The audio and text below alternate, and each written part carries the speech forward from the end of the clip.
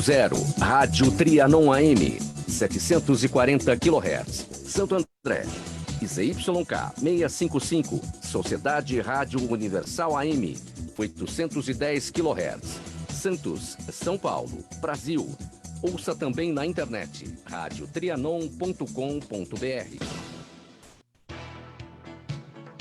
Está no ar, Gente que Fala, o melhor programa de debates do rádio brasileiro. Gente que Fala tem texto e direção geral do jornalista Fausto Camunha. Gente que Fala reúne de segunda a sexta-feira formadores de opinião para discutir as principais notícias do dia. Gente que Fala tem o selo de qualidade APCOM.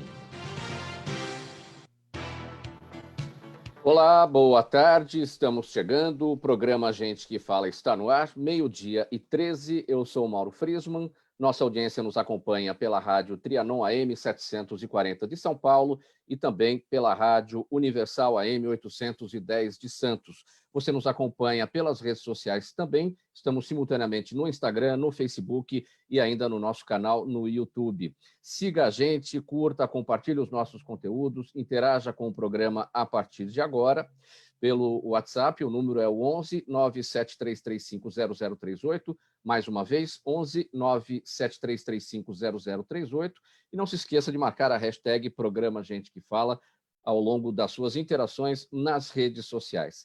Pessoal, hoje é quarta-feira, dia de falar de saúde, de bem-estar, de comportamento, de saúde física, de saúde emocional, aqui pelo Gente que Fala. Então, nós vamos compor a nossa bancada a partir de agora para tudo isso. Primeiramente, eu apresento para a nossa audiência a doutora Rita de Cássia Salrani Ferrari, médica geriatra, responsável pelo Departamento de Pesquisa, Desenvolvimento e Inovação da Marjan Pharma. Seja bem-vinda, doutora Rita de Cássia, tudo bem?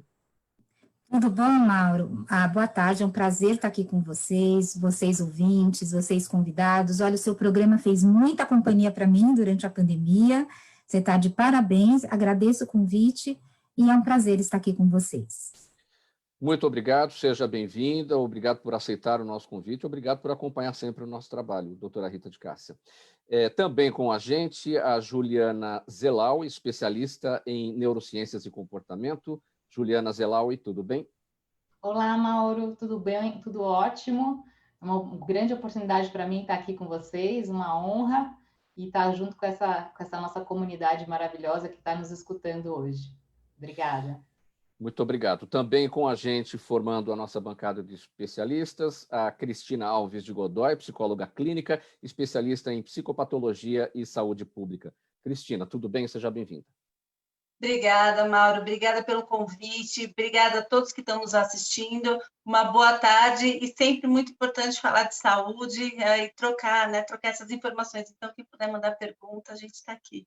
Muito bem-vindos. E é essa a nossa missão de hoje, Cristina. E aqui, fechando a nossa bancada de especialistas, doutor José Ricardo Muniz Ferreira, cientista.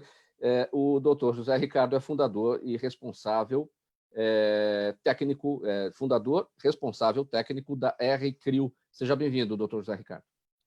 Muito obrigado, boa tarde. Muito obrigado, Mauro, pela oportunidade e espero que a gente possa trazer aí, algumas contribuições nessa área que demanda tanto da sociedade, que é a saúde, né? E é isso, essa é a nossa missão de hoje. Vamos então aqui ao nosso primeiro assunto. Não poderia deixar de ser a questão da Covid, em mais uma reviravolta na guerra da vacina entre o governo federal e o governo de São Paulo. O Comitê Internacional Independente pediu à Anvisa que autorize a retomada dos testes com a Coronavac. O comitê é um órgão que avalia os ensaios vacinais em todo o mundo quando há dúvidas e afirma que não há qualquer motivo para a paralisação, já que o evento da morte de um voluntário não teve qualquer relação com a vacina. A Anvisa já analisou o pedido agora pela manhã e o autorizou, né? E a retomada dos testes já está liberada, então. Primeiramente, para a gente entender, doutora Rita de Cássia, o que é esse Comitê Internacional Independente? Eu destaquei aqui que ele atua, né, para avaliação dos ensaios, mas quando ele é demandado? É justamente nessas situações como ocorreu ontem? Uhum, exatamente, porque o que acontece? Você tem um estudo, né, que está correndo, e você tem os investigadores do estudo e que denotaram, né, um evento adverso muito grave, que foi a morte. O que eles fazem quando acontece isso? O normal teve um evento adverso, você notifica a Anvisa, e a Anvisa suspende o teste. E, a partir daí, se inicia as investigações, e foi isso que foi feito. Só que o que aconteceu? Quando se denotou que a investigação da morte da pessoa que tomou a vacina não teve nada a ver com a vacina, era para retomar os testes. Só que algumas vezes é necessário, quando há alguma dúvida, chamar o comitê independente que vai, na realidade, analisar. E como houve toda essa polêmica, será que vai continuar, foi suspenso, mas já se sabia que a morte não era causada pelo coronavírus, se chamou o comitê independente. O comitê independente fez um parecer, esse parecer vai para o Comitê Nacional de Ética em Pesquisa, que aprovou e que recomenda a Anvisa aprovação. E a Anvisa fez muito bem de retomar os estudos agora, e a gente tem mais uma esperança para o nosso futuro. Doutor José Ricardo, e esse comitê também foi demandado naquela situação também quando houve alguma dúvida, no caso da vacina que está sendo desenvolvida pela AstraZeneca, a de Oxford. E também os procedimentos foram rigorosamente os mesmos, acionamento desse comitê. Pois é, na verdade, o que acontece? Esse comitê independente, que é chamado Comitê Independente de Monitoramento de Segurança do Estudo, ele é um comitê que se constitui no início do estudo, junto com o estudo, com a proposta do estudo clínico. Nós tivemos agora um estudo clínico aprovado recentemente, vamos ter a oportunidade de falar sobre isso mais adiante, olhando para a terapia celular, mas que, por ser um estudo aplicado ao enfrentamento da Covid, foi recomendado pelo Comitê Nacional de Ética em Pesquisa a constituição de um comitê independente para monitorar a segurança e a eficácia do estudo. Qualquer evento adverso que surge ao longo do estudo, como no caso mencionado, deve ser reportado a esse comitê e eles têm autonomia para interromper o estudo, para trazer recomendações corretivas, enfim. É um comitê que deve estar qualificado e é importante que ele acompanhe para que se estabeleça aí o caráter de isenção e normalmente esses estudos estão ligados à questão do duplo cego, né? Um estudo onde você submete o paciente a um tratamento experimental ou um placebo, você não sabe exatamente o que está usando, nem ele, mas tem que ter alguém monitorando isso e sabendo o que está sendo aplicado naquele paciente para poder avaliar e dar as suas diretrizes. Esse é o comitê independente, muito importante. E a necessidade dessa isenção, porque qualquer problema, qualquer intercorrência no desenvolvimento do estudo, quem tem as informações sobre o que está ocorrendo, você citou o duplo cego, ou seja, tem voluntário que toma o placebo e tem voluntário que toma a substância, né? Então, o comitê quem sabe, a empresa mesmo, quem desenvolve a vacina, não sabe. Então, daí a importância de um papel de isenção mesmo de um grupo de fora. O princípio a ciência se faz por fatos e não por intenções, né? Então, essa é a ideia. Muito bem. Cristina Alves, o que a gente pode falar a respeito desse vai e vem político e que não tem como não resvalar na questão política aqui nessa conversa, porque a gente fica preocupado que a população veja tudo isso com descrédito, né? Porque já estamos muito ansiosos em relação à vacina, muitas aí estão sendo estudadas, todo mundo preocupado com a questão do tempo, como é que uma vacina pode ser realizada, pode ser elaborada num prazo tão curto e ser eficaz, né? Então, só que aí vem o vai e vem da política e isso pode atrapalhar um pouco o entendimento das pessoas. Como é que nós devemos lidar com esse aspecto, digamos, emocional? Então, Mauro, as pessoas, né, pegando a amostra dos meus pacientes, das pessoas com as quais eu convivo, elas estão bastante ansiosas, de um modo geral. né? Porque, como você disse, tem a questão política, tem a troca de informações, e eu sempre peço a elas assim, aguardem, né? Aguardem que com certeza virá, ou se vier, virá no momento certo, e a gente tem que tentar, apesar da questão política ser essencial na compreensão do que a gente passa hoje, é importante que as pessoas entendam que tudo demanda um tempo, demanda pesquisa, demanda estudos, né? E não é só a gente querer a vacina, não adianta só falar, a vacina vai chegar e eu quero tomar, não. Enquanto isso, vamos cuidar da alimentação, cuidar né, mantendo bons hábitos de saúde, para quê? Para que enquanto a vacina não chega, que a gente possa manter a sanidade mental e manter a qualidade de vida também. Né? Até foi questionado, conversando com o doutor Anthony Wong, semana passada, ele falou isso, ele falou assim, poxa, não adianta só ter a vacina, a pessoa tem que manter a qualidade de vida, a pessoa precisa manter uma alimentação saudável, não adianta vacinar e achar que está livre de tudo, porque existem outras doenças e não existe ainda o conhecimento de quanto tempo vai durar essa imunização, porque é uma doença nova, é um vírus novo, né? Então, acho que nesse sentido, acho que individualmente a gente precisa manter a consciência de que com vacina ou sem vacina a saúde tem que ser cuidada com responsabilidade. Eu toquei nesse assunto da necessidade do trabalho pela credibilidade de tudo que está sendo feito, porque se tudo cair em descrédito, a gente já vê, né, muitas vezes, gente que não toma vacina porque acompanha movimento anti-vacina, acha que não tem necessidade, e aí nessa briga política, nesse vai e vem, as pessoas, eu também vou deixar de lado. Isso é um risco muito grande. Exatamente. Inclusive, eu sempre lutei para que mães não deixem de vacinar seus filhos. Né? Meus 3 filhos cumpriram todo o calendário e eu incentivo. Eu acredito que a vacina ela é, sim, essencial, né, para a imunidade, para boa qualidade de vida, mas é só questão do tempo. Eu acho que deve, sim, vacinar. Eu tomo vacina da gripe todos os anos, desde sempre. A questão é só assim, não apressar, que saia no momento em que ela esteja pronta para ser ministrada para a população. Juliana, como é que a sua área, a neurociência, está observando toda essa polêmica do vai e volta da vacina, da briga política aliás, inclusive hoje a Rússia já anunciou também a sua Sputnik V, né? Sputnik V, dizendo que ela tem 92% de eficácia. Como é que a neurociência avalia tudo isso? O que a gente tem observado, Mauro, é sim um grande aumento de ansiedade na população desde o início da pandemia. Então, até a própria Universidade do Rio de Janeiro fez um estudo mostrando que aumentou os casos de estresse e de ansiedade em 80% por conta da pandemia, e sendo que a nossa população brasileira já tinha um nível de ansiedade grande, os transtornos de ansiedade na nossa população em 2018 já era de 9,3%, então quase 10% da nossa população com transtornos de ansiedade. Então, o que a gente tem observado é isso, né? Tem que tomar muito cuidado em relação a esse cenário que a gente está vivendo e agir de forma preventiva também em relação à saúde mental.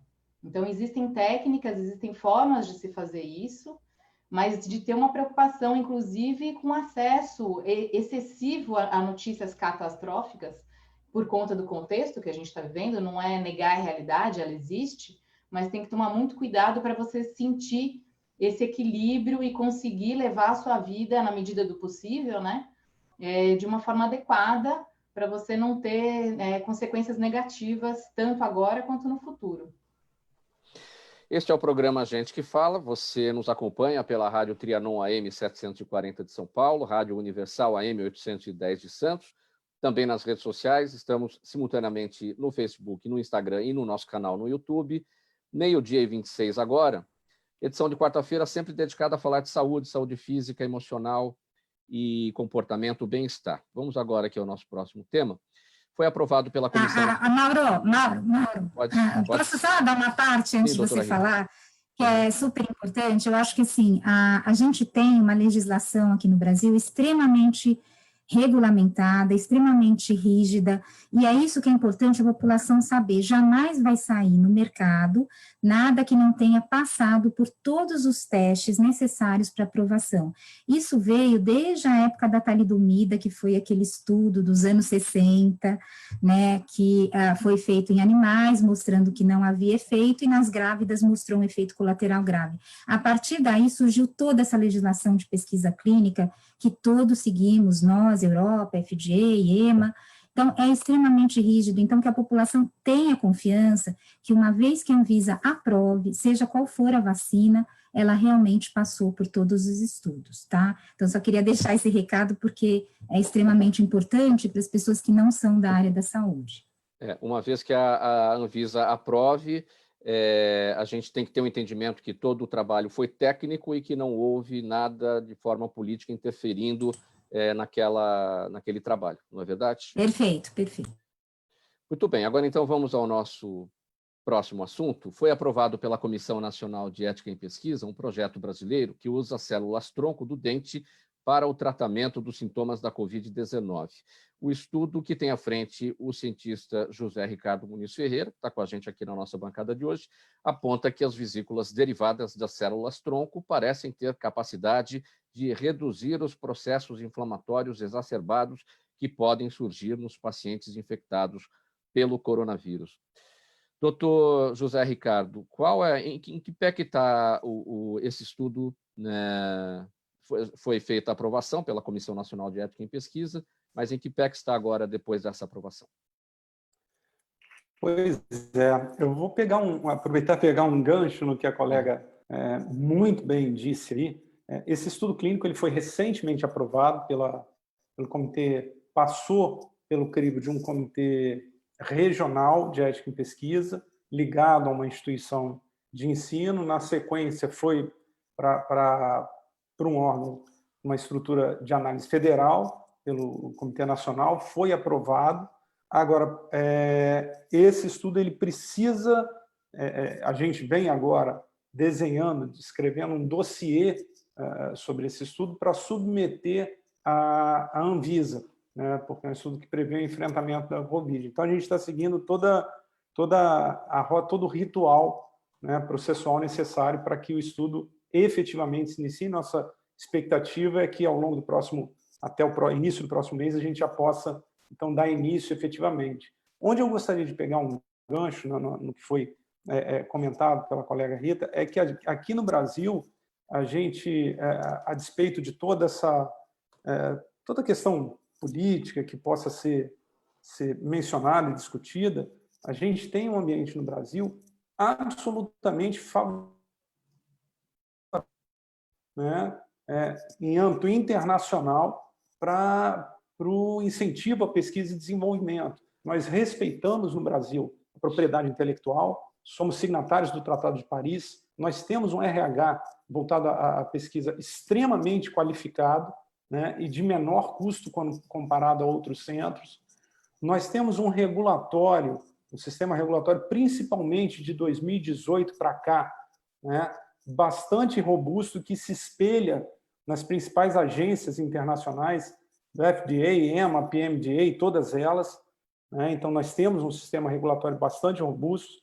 Nós temos casuística no Brasil, então a diversidade para que as pesquisas sejam estabelecidas. Enfim, o ambiente aqui é extremamente favorável para que a ciência aconteça na sua essência, comprometida com a entrega de fato, né?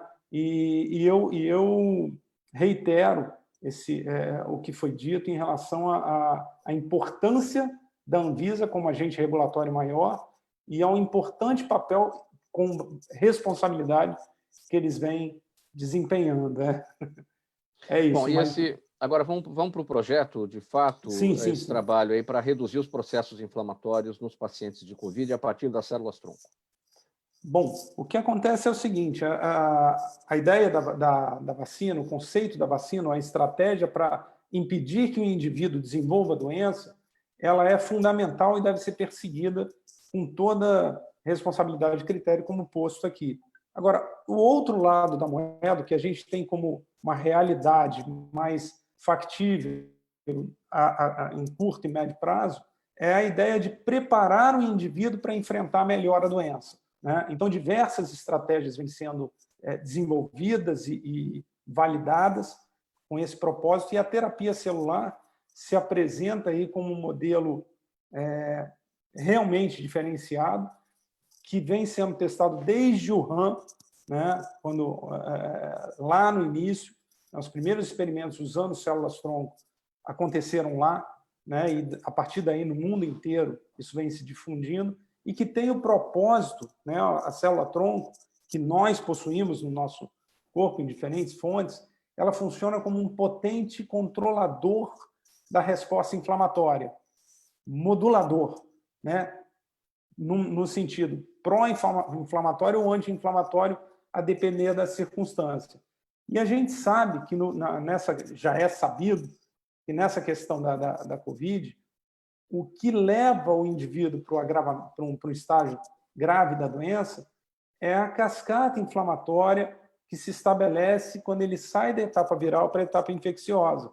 E junto a essa cascata inflamatória vem uma cascata de coagulação, né, que também vai ter um efeito deletério, prejudicial para o indivíduo.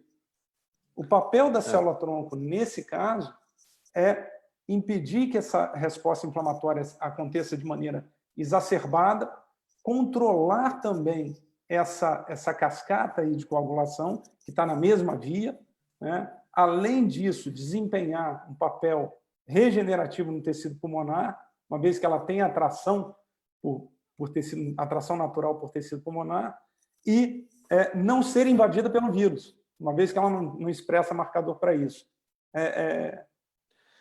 Essa é a ideia.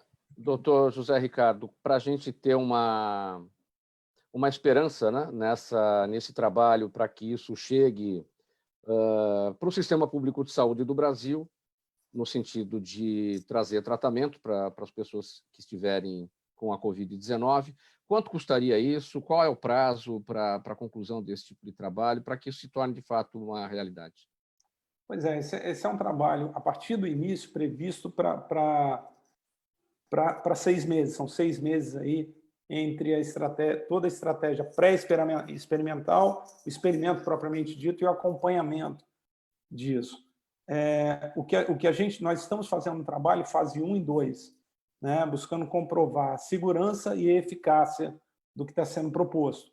E a ideia é que a terapia celular como um todo, né, e essa estratégia para a COVID, ela traz muito do que vem sendo proposto para doenças autoimunes, ela tem se mostrado tendo um custo biológico e financeiro 30% a 40% em média em relação ao que vem às chamadas terapias convencionais.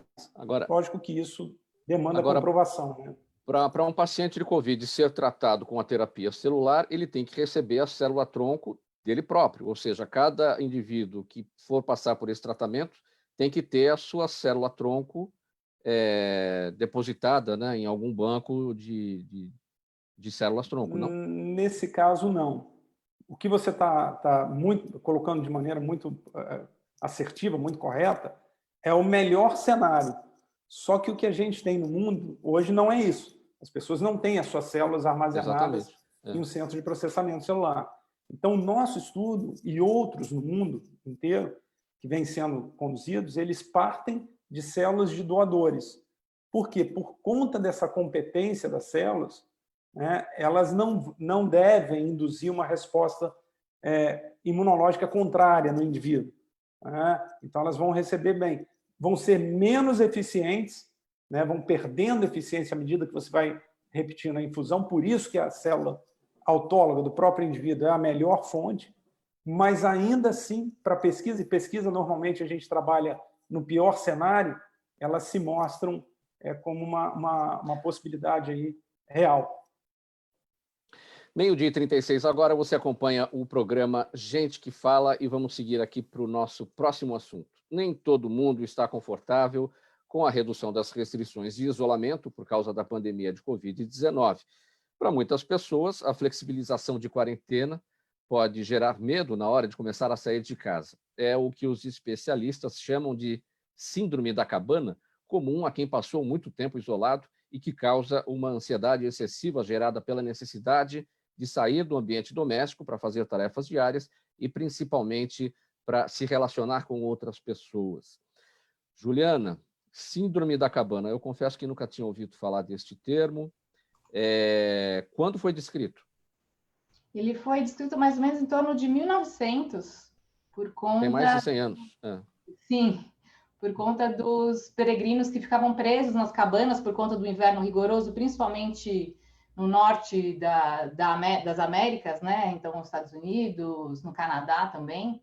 Então, eles começaram a perceber que existia isso, por ficar muito tempo confinado num determinado ambiente, depois a pessoa sentia essa ansiedade na hora de sair, um certo medo de sair daquele ambiente tão conhecido. E a neurociência já está verificando pessoas que estão sofrendo dessa síndrome por conta do isolamento social trazido pela pandemia? Sim, sim, está sim. No caso da síndrome da cabana, principalmente são duas regiões cerebrais que são ativadas, a amígdala, que, falando bem a grosso modo, é responsável pelas nossas emoções, e o hipocampo também, responsável pela memória, entre outros, que é o que, na prática, a pessoa sente, né? Então, ela sente as emoções meio fora de controle e também começa a acionar memórias e projetar também cenários futuros que podem que geralmente são catastróficos, né? Geralmente, quando isso está fora de controle, não é tão... Tem uma base na realidade, mas não é tão realista, né? Então, ela começa a imaginar como que vai ser sua volta, o relacionamento com as pessoas, que em qualquer situação ela pode ser contaminada, mesmo tomando todas as medidas de segurança, máscara, álcool gel e distanciamento. Então, a gente tem percebido realmente um aumento nesse número de casos, mas, graças a Deus, existem sim formas para lidar também com essa situação. Mas como é que se dá? A pessoa sai do isolamento, sai do ambiente doméstico, vai trabalhar, ela tem sintomas, o que acontece com a pessoa? Geralmente já começa antes de sair de casa, né? Quando pensa na possibilidade ou na necessidade de sair de casa, já começa a ter suor frio, começa a sentir, às vezes, problemas intestinais, enfim, uma série de alertas que o corpo dá, que é justamente uma medida de autopreservação, falando para a pessoa, olha, não, melhor você ficar em casa. Então, se ela consegue passar essa etapa, não, eu preciso ir, não tem como, eu preciso sair de casa, esses sintomas continuam e muitas vezes eles podem se agravar. Então, o ideal mesmo é que a pessoa, primeiro ela precisa reconhecer essas emoções, né? Então, ter essa autopercepção e ser gentil com ela mesma. Assim, a ansiedade, o medo e todas as emoções, inclusive as ditas negativas, são extremamente necessárias para o nosso bem-estar. Então, assim, o primeiro passo é não precisa ficar com medo do medo ou se sentir ansioso com ansiedade, mas você conseguir perceber que são ferramentas que passam mensagens extremamente importantes. Então, ser gentil, que realmente a gente está passando por um processo, por uma crise muito significativa. É natural que essas emoções aflorem. Então, primeiro esse processo de reconhecimento, né? E essa amorosidade consigo próprio, né? E depois começar a racionalizar um pouco, entender um pouco a diferença entre uma ameaça real e uma ameaça imaginária. Aí a pessoa pode fazer ela por conta própria, mas também pedir ajuda, né? Ela pode tanto conversar com seus amigos, com seus familiares. Olha, será que eu estou sendo muito excessivo no meu pensamento? Será que tem razão de ser? E também buscar ajuda profissional, de um profissional de saúde mental que pode ajudar nessa transição. Não precisa esperar chegar num nível extremo para buscar ajuda. Pelo contrário, quanto mais cedo a pessoa buscar ajuda, melhor, mais fácil é esse processo e melhor vão ser os resultados. Cristina, vamos entender a observação da psicologia sobre a síndrome da cabana. Vamos pegar aqui as pessoas que estão em home office, que seguem ainda, né, no teletrabalho, e muito tem se falado que essas pessoas estão produzindo mais e melhor enquanto estão em casa fazendo as suas atividades. Isso também pode levar a essa síndrome da cabana, a partir do momento que a pessoa para e pensa, bom, agora eu vou sair de casa, vou voltar para o escritório e lá eu não vou render, não vou produzir, não vou ter a produtividade que eu tenho em casa.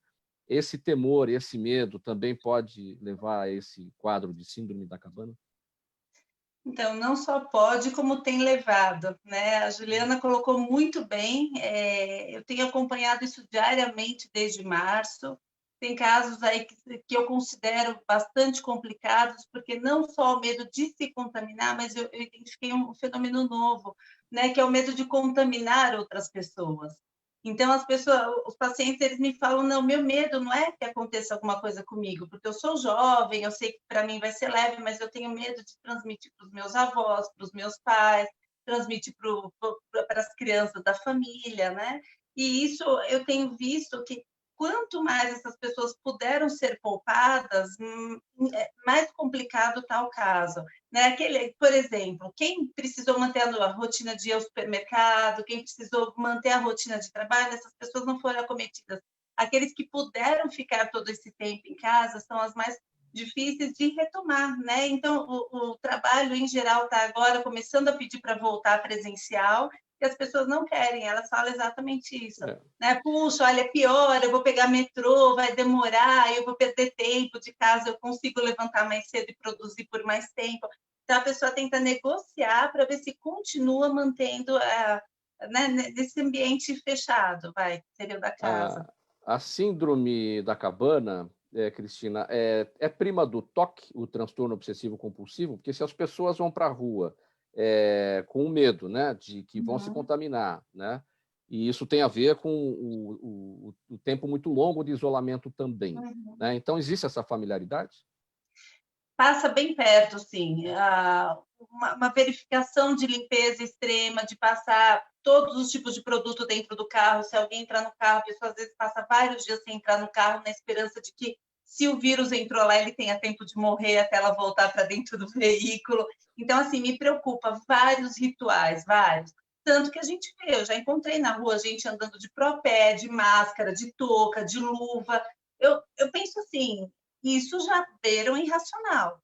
Né? A gente sabe que até no ambiente cirúrgico, uma coisa que você vai para a rua e pisa e fica horas com aquilo, ele é contaminado. Né? E quanto mais...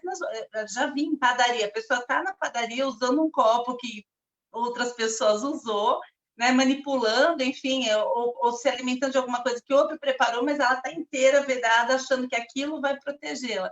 Então, assim, me preocupa, sabe, Mauro? Me preocupa porque parece que o racional fica de lado, né? Nessas horas. E a ansiedade, o choro, a dificuldade de dormir, esse pensamento que antecede a saída, que se agrava bastante. Às vezes um compromisso para dali 15 dias, a pessoa fala, eu acho que eu não vou conseguir. Eu já estou ansiosa, já passo mal só de imaginar que eu tenho esse compromisso.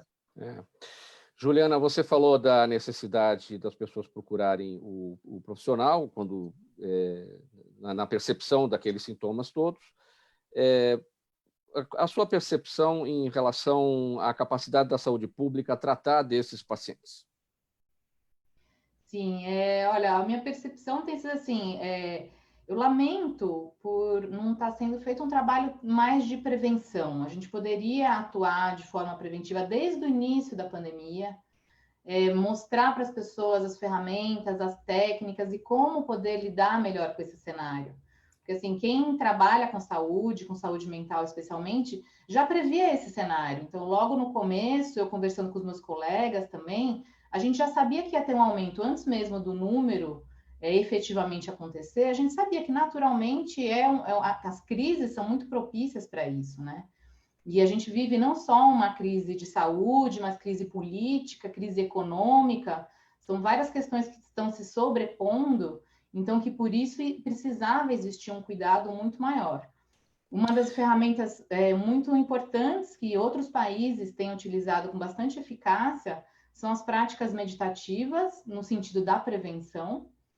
Elas também contribuem para pessoas que já têm um certo grau de ansiedade, contribuem sim, mas o ideal é que sejam utilizadas preventivamente. 12h47 agora, esta edição do programa Gente que Fala, quarta-feira, tratando aqui sobre saúde mental, saúde física, comportamento, bem-estar. Nossos especialistas todos aqui com a gente, pela Rádio Trianon AM 740 de São Paulo, Rádio Universal AM 810 de Santos e ainda nas redes sociais. O câncer pode trazer diferentes impactos emocionais e sociais para cada tipo de paciente. É neste momento que surge o papel da psico-oncologia, uma área que liga a psicologia à oncologia e que visa oferecer suporte emocional para que o paciente expresse seus sentimentos, compreenda as dificuldades do momento de vida, do momento vivido, perceba as situações que lhe mobilizam emocionalmente e se prepare para lidar da melhor maneira possível com as alterações e também com as limitações impostas pela doença e pelo tratamento. Cristina, o primeiro impacto emocional em relação ao câncer é na hora do diagnóstico, quando o médico confirma, ou não necessariamente aí os impactos emocionais, ou seja, a ficha cai depois? Em geral, a ficha cai com o diagnóstico, tá? Porque a pessoa, quando vai para os exames, ela já tem uma intuição, ela já tem uma percepção de que algo possa estar para acontecer. Quando vem o diagnóstico, existe a primeira sensação, até por um preconceito, porque hoje a cura do câncer existe e a proporção é bastante alta em relação a 20, 30 anos atrás. Então, a primeira sensação, meu Deus, será que eu vou morrer? Né? Então, assim, é nesse momento que é importante ter o apoio psicológico para que a pessoa entenda que se ela acreditar no tratamento, que se ela for bem amparada pela família, se a família não sofrer um luto antecipado, porque muito mais importante do que sofrer o luto é arregaçar as mangas e ir para o tratamento, né? Aí a psico-oncologia vem, às vezes, até para dar o suporte para a família mesmo, de como lidar com uma situação que está, em geral, né, com condições de tratamento. Quando existe o diagnóstico e ele é precocemente tratado, a gente tem grandes chances de cura. Uma coisa muito triste que a gente observou, eu cheguei a perder paciente nesse período de quarentena, tá? O que foi? O atendimento tardio, né? Alguns pacientes meus, especificamente, foram buscar ajuda e o que eles ouviram no hospital? A gente não está recebendo outros casos, né? Isso daí você volta depois, isso daí não tem médico para isso, agora é só Covid. Então, nessa situação, eu perdi um paciente de 52 anos há pouco tempo, há um mês atrás, que ele estava com uma lesão de fígado, né? Só que não quiseram examinar, não fizeram nada, passou no pronto-socorro, acharam que era outra coisa e falaram, não, depois você volta, porque aqui agora é só Covid. E isso é um outro problema, né? Que as famílias ou não conseguiram passar em consulta, ou não conseguiram passar aí num processo diagnóstico precoce, estão lidando aí com a doença, às vezes, por 4, 5 meses de atraso. E vamos amplificar isso para a saúde pública, né? Quer dizer, como é que isso ganha uma amplitude muito maior, né? Sim. E esse trabalho de psico-oncologia já é desenvolvido há muito tempo? Olha, há muitos anos se entendeu que é importante amparo psicológico. Eu, especificamente, estou há quase 20 anos fazendo esse suporte. Então, desde o acompanhamento, às vezes, na UTI, né? Porque para o paciente, em geral, hoje o hospital oferece a psico-oncologia. Só que, às vezes, o paciente está num momento muito difícil, ele prefere ver um rosto conhecido, às vezes ele prefere ali estar... Né, tá sendo atendido pelo próprio psicólogo dele, que já dá o amparo, acaba muitas vezes atendendo na própria residência do paciente, e esse amparo todo faz com que esse momento seja muito mais tranquilo. Muitas vezes eu sento ao lado do paciente na quimioterapia, por exemplo, e fico com ele, né? Então, é um momento ali que, se ele puder falar da angústia dele, sem ter um familiar naquele momento que às vezes sofre mais do que o paciente, pode ser bastante, né, bastante bom ali ele entender que tem chance, que ele pode ser ouvido e sem trazer a dor que ele passaria para a mãe, talvez, ou para o cônjuge ali ouvindo tudo aquilo. Os medos, as angústias, as sensações do tratamento. Doutora Rita de Cássia, a geriatria se insere nessa junção da psicologia e da oncologia, uma vez que a sua área lida com a prevenção, né, das doenças digamos, na pré-melhor idade? Sim, na melhor idade, sim, com certeza, porque até quando eu estudei, alguns anos atrás, síndromes demenciais lá nos Estados Unidos, existia uma especialidade que se chamava psicogeriatria. Então, naquele tempo, que foi em 1991, na Universidade da Pensilvânia, já tinha uma subespecialidade que era psicogeriatria. E isso é extremamente importante, o trabalho que a Cristina faz fantástico, porque realmente, principalmente para os pacientes mais idosos, onde a palavra câncer significava uma sentença de morte, né? Então, é extremamente importante esse trabalho de apoio psicológico. Até queria dar uma parte aqui, falando da parte psicológica da síndrome da cabana, quando a Cristina falou que lembra um pouco o toque, no toque é importante a terapia cognitivo-comportamental, você enfrentar o medo aos poucos, né? Porque não deixa de ser um transtorno de ansiedade. E até queria perguntar para a Cristina se no caso do Covid, por exemplo, isso também funcionaria esses pacientes, porque é muito comum você ver no consultório os idosos com muito medo, se a gente poderia, na realidade, se faz sentido uma terapia cognitivo-comportamental nesse sentido, porque você também está expondo ao risco.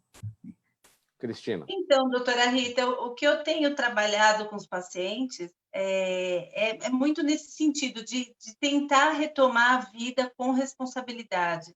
Tá? É uma coisa que eu tenho colocado para eles, o risco existe, mas ficar confinado em casa, deixar de ir a uma consulta médica, deixar de visitar o filho ou de receber a visita de um filho, de um neto. Eu encontrei idosos que não veem seus filhos há 6 meses.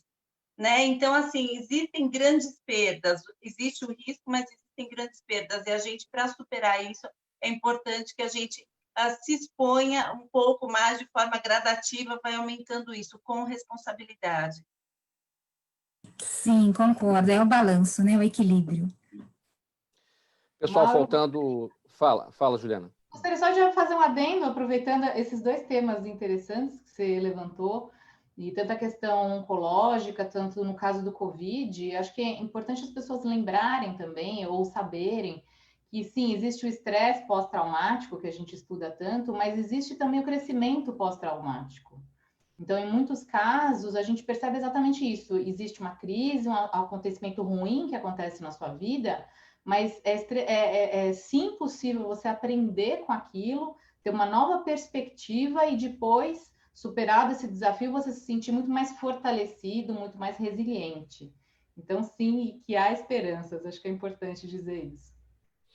Faltando 5 minutos para 1 agora, este é o programa Gente que Fala, edição de quarta-feira. Você nos acompanha pela rádio Trianon AM 740 de São Paulo, rádio Universal AM 810 de Santos e ainda nas redes sociais. Hoje estamos aqui com os nossos especialistas falando sobre saúde, comportamento e bem-estar. Em 1º de novembro foi celebrado o Dia Mundial do Veganismo, estilo de vida que não consome alimentos e outros produtos de origem animal. No entanto, especialistas alertam que essa dieta exige uma ampla variação de pratos, além de uma suplementação da vitamina B12, que só pode ser encontrada em produtos de origem animal. Também conhecida como mecobalamina, a vitamina B12 é fundamental para a formação de células vermelhas do sangue e para o funcionamento do sistema nervoso central. Doutora Rita de Cássia, há algum tipo de estudo, algum tipo de levantamento no Brasil a respeito dessa deficiência de vitamina B12 na população que segue o veganismo? Sim, dentro do Brasil, a prevalência, para vocês terem uma ideia, de deficiência de B12, ela gira de 20% a 60% na população em geral. Tá? Não existe um estudo específico nos veganos, que ao todo nós temos aproximadamente 3% de veganos e 14% de vegetarianos. Deixa eu explicar a diferença.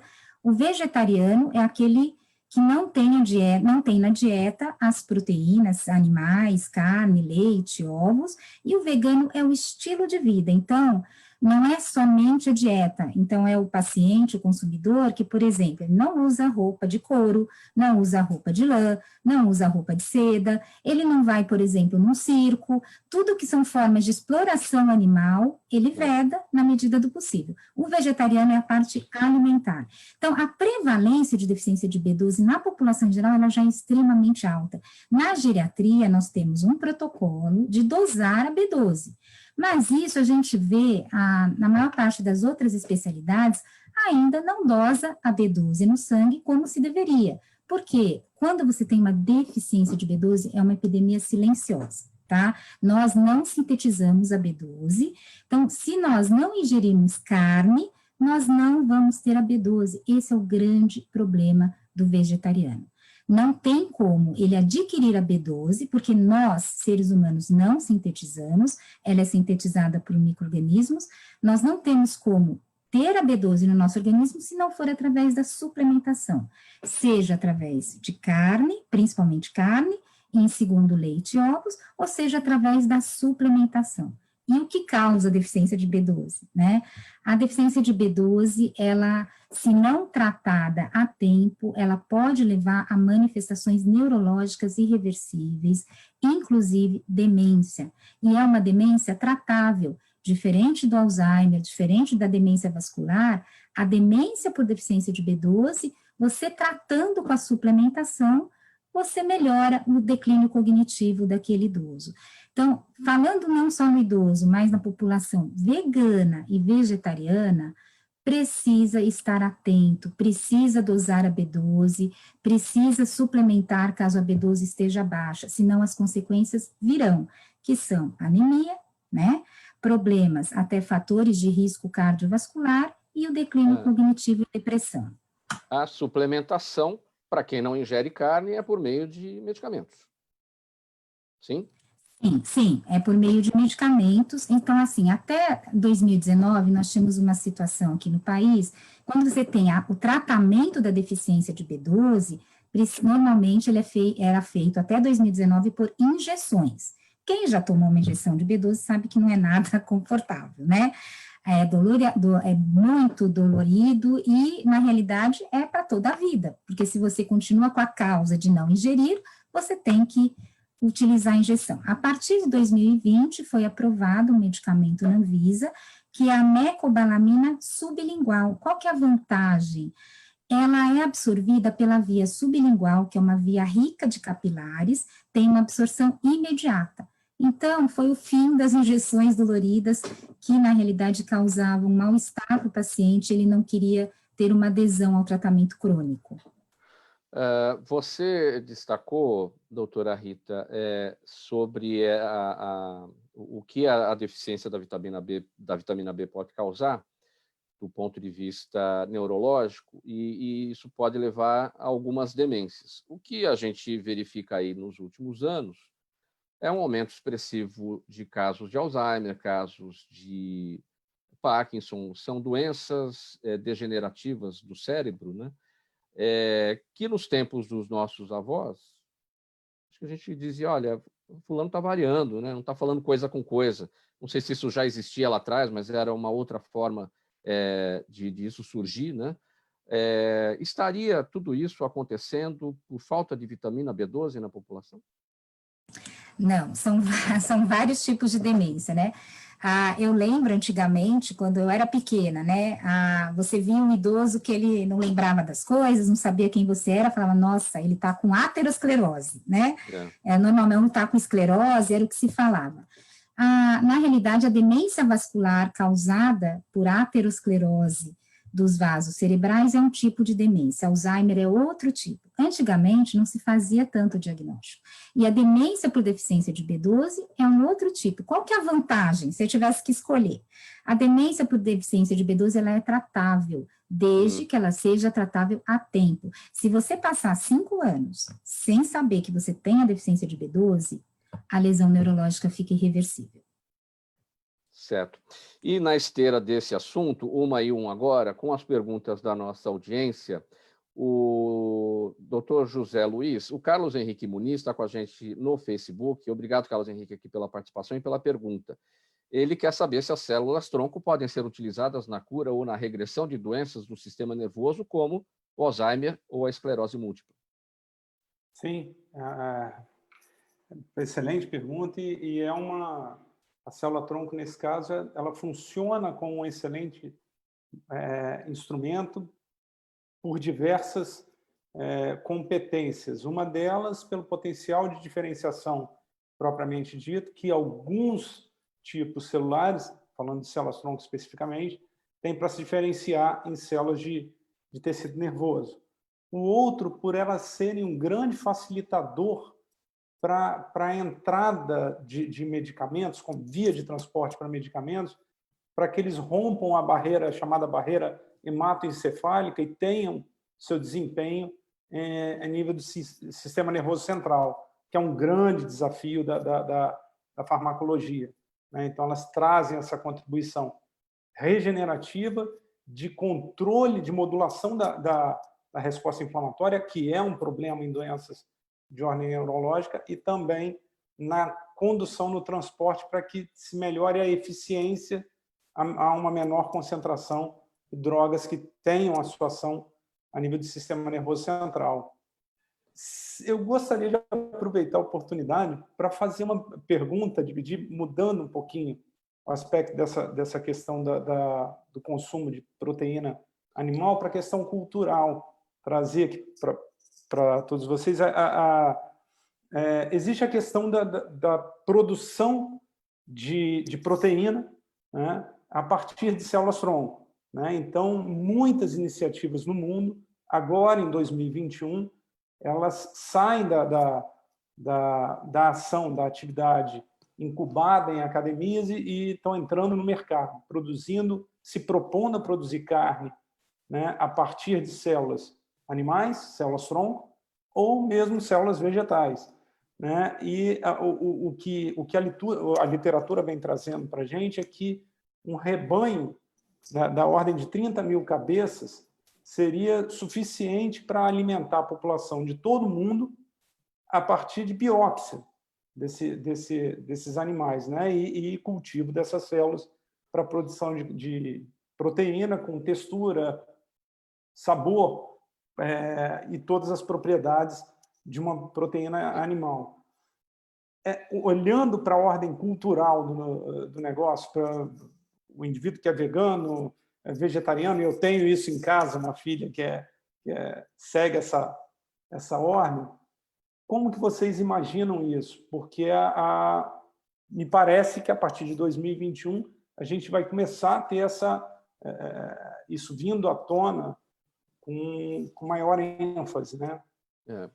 Quem pode responder? O doutor José Ricardo, bem brevemente, para a gente seguir com as perguntas do público, o tempo está corrido. Eu acho que você está num dilema, viu? Eu cheguei a essa conclusão. Eu acho que você está num dilema. Agora, eu só queria dar um adendo aqui em relação às proteínas vegetais. Elas não têm, a B12 delas não é absorvida da mesma maneira, tá? Então, assim, o vegano o vegetariano que tem aquele conceito, mas eu vou comer ou ingerir uma alga e eu vou ter a B12, não vai. Tá? Não é a B12 ativa, da mesma maneira que ou através do animal ou através da ingestão da mecobalamina. Só queria deixar isso claro. Agora, o seu caso, eu acho que você está num dilema mesmo. Não sei como é que a gente vai ser percebido isso. Esclarecido, doutor Zé Luiz? Esclarecido, né? Bom, Sim. Vamos seguindo aqui. Fernanda Cruz com a gente no Instagram. Juliana, ela quer saber como evitar que esse medo da volta ao normal se torne uma síndrome do pânico. É melhor um retorno gradual ou mais direta? Pergunta a Juliana.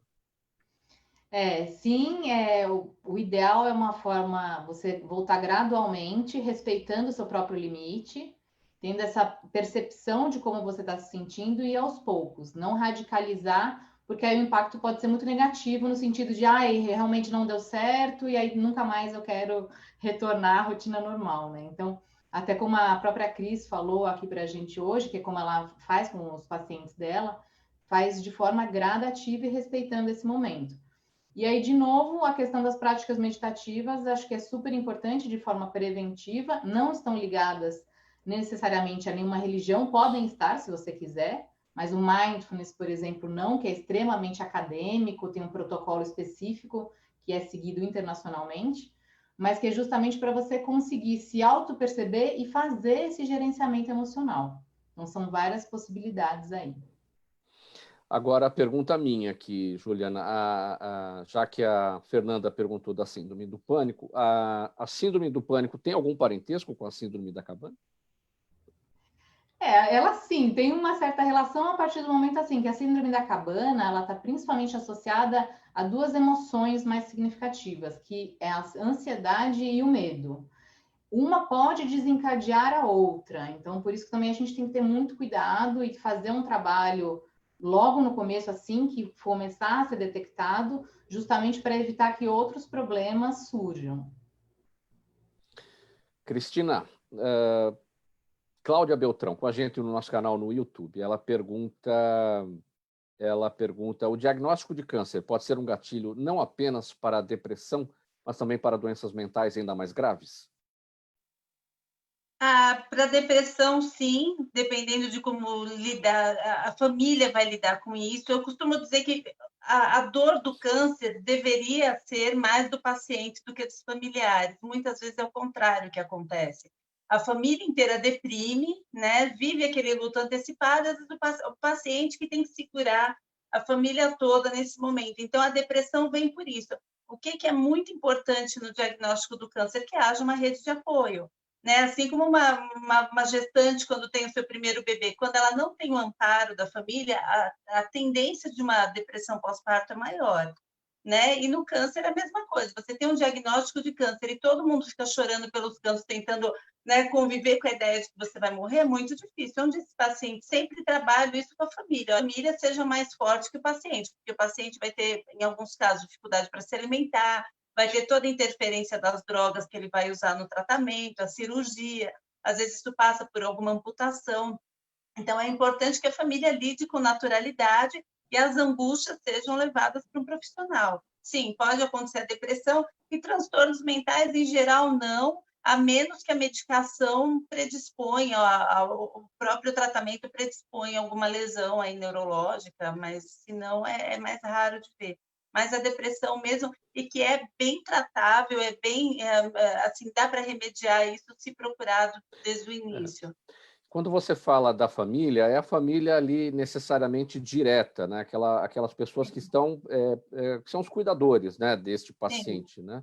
Esses que, emocionalmente abalados, tendem a piorar a situação emocional do paciente. Exatamente, eu falo, Mauro, que dói mais a forma como te olham do que como você vê, né? Então, quando você vê a pessoa olhar para você com aquele olhar de compaixão, de dó, de tristeza, aonde esse paciente vai buscar força?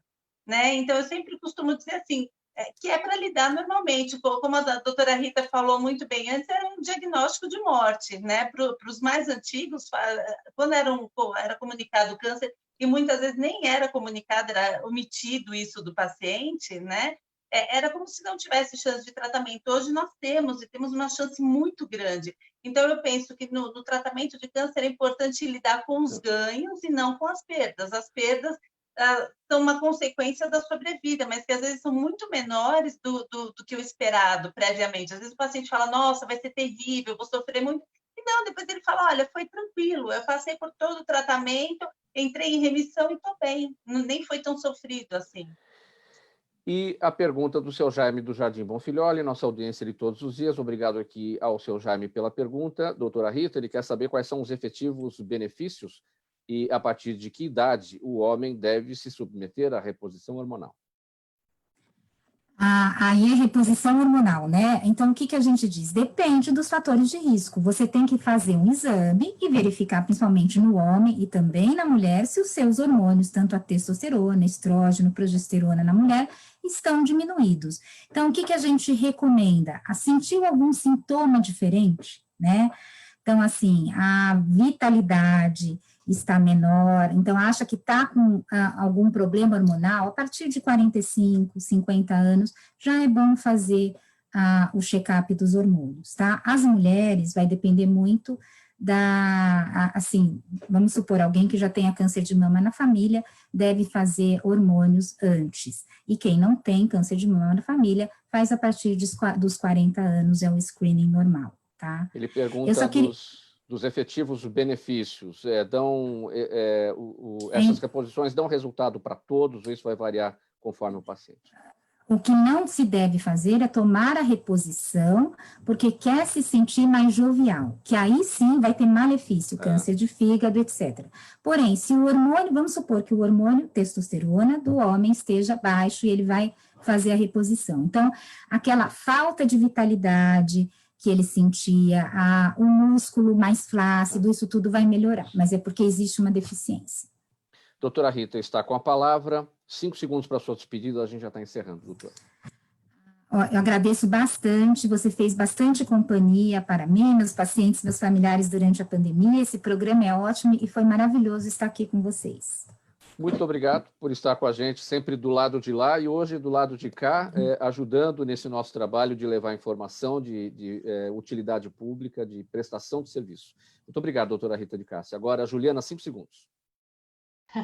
Obrigada, só tenho a agradecer pela audiência e pelo convite. Cristina Alves, 5 segundos. Obrigada, Mauro, obrigada para todo mundo. E é isso, pessoal, vamos tentar retomar a vida com responsabilidade. Ficar em casa por muito tempo também faz mal. Obrigada.